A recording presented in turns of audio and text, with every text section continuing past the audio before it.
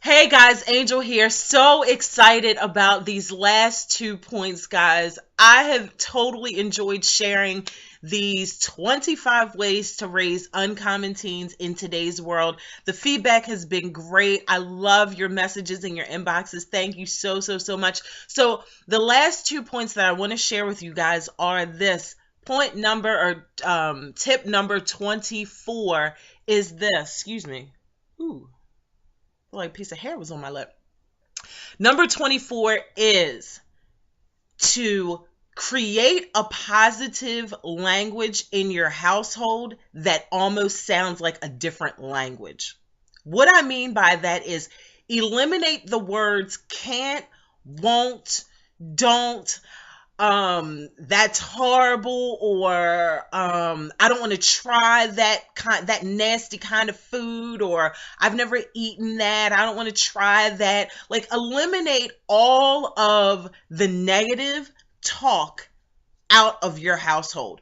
It's so funny because when you do this, especially if you start really young with your children, injecting these positive words and these positive phrases and these positive ways to look at life, they will start to check you if you slip, which is so awesome, because when you experience that, you look at your child like, wow, you got it. You really got it. Like, that's so awesome. Like, I remember years ago, I think it was in 2004 or 2005. I can't really remember.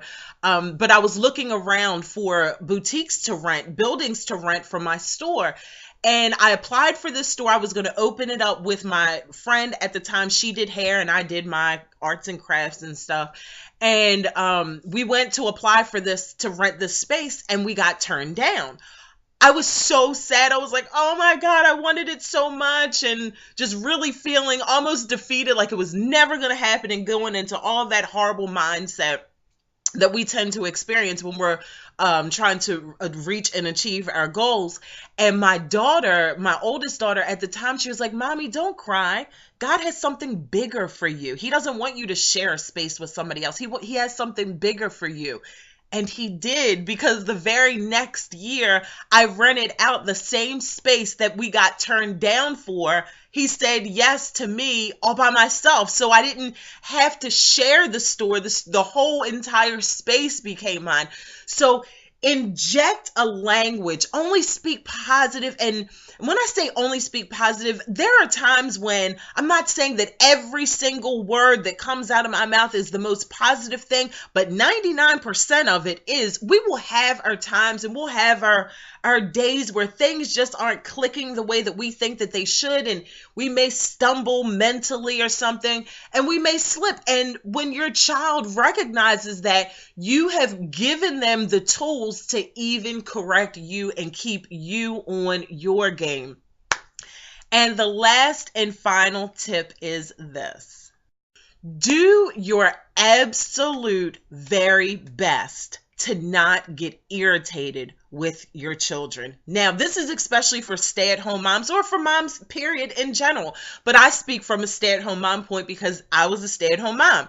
So when my children were younger, and say we would be sitting here on my bed, which is where I am, I'm actually on my bed, and watching TV, and my daughter just decides to start flipping and jumping and tossing and, throwing pillows or whatever the case may be, and say I didn't feel like bouncing up and down while I'm sitting on the bed trying to watch TV, immediately, instead of getting irritated with my daughter and saying, Christian, sit down, or Kiera, stop jumping, I would immediately think in my mind, how many parents would do anything if they could experience their child getting on their nerves.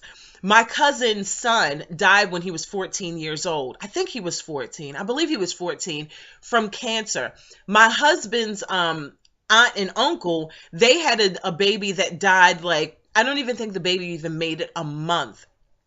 So I will often think, in that moment of irritation where I'm getting ready to feel irritated, I just immediately have the thought that there are so many people that would do anything to experience exactly what I'm getting ready to complain about. So I trained my mind and my brain to appreciate those times. So the last and final tip is simply that: relax and appreciate your children. They are not going to be here forever. And the very thing that you're upset with them about or that irritates you about them are going to be one day the very things that you're going to wish that you could have back. So practice being in the moment, being in the moment and truly, truly enjoying.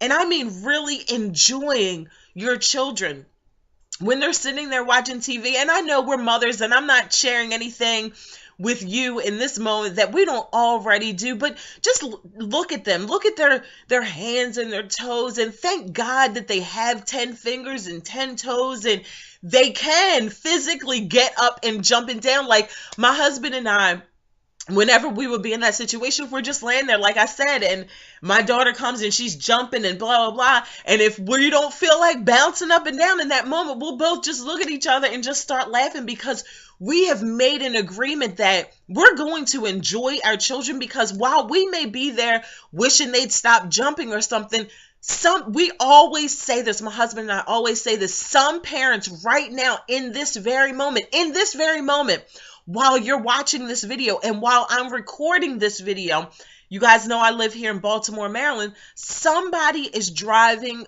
their child to Johns Hopkins Hospital right now for a treatment for chemo, for treatment for dialysis, whatever the case may be.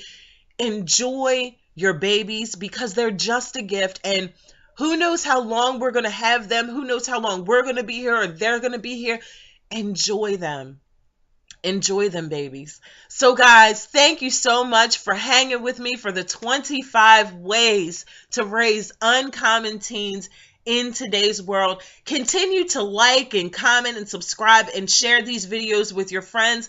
I absolutely stinking freaking love you guys, and I'll see you guys in the next video.